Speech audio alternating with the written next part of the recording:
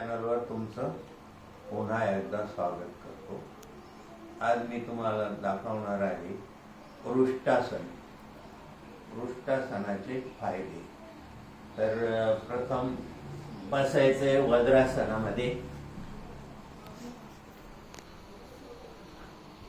वज्रासनातून यायचे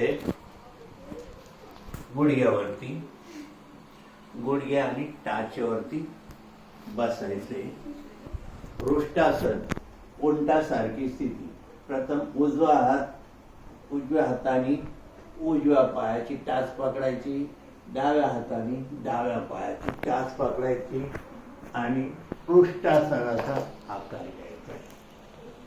आसन सोडताना पुन्हा डावा हात सरळ, उजवा हात सरळ, पुन्हा उजवा हात श्वास भरत पाठीमागे,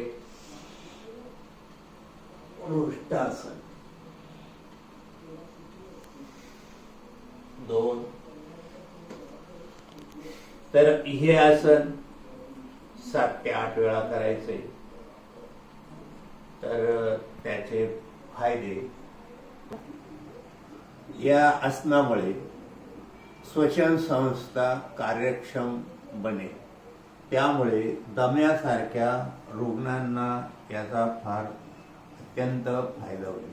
वातजन्य, कफजन्य, पित्तजन्य रोगापासून मुक्त राहण्यासाठी हे आसन फारच उपयुक्त आहे। या आसनामुळे भगंदर सारखे आजार बरे होतात, मधुमेह सारखे आजार बरे होतात, मान, खांदे, पाठ दुखण्याच्या तक्रारी कमी होतात, डोळ्याच्या विकारावर सुद्धा हे आसन उपयुक्त आहे। डोकेदुखी,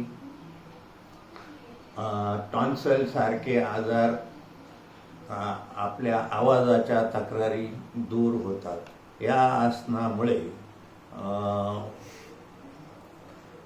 आसनामुळे छाती ताणली जाते, त्यामुळं छाती सुद्धा सदृढ होते व भरदार होते। धन्यवाद। थँक्यू।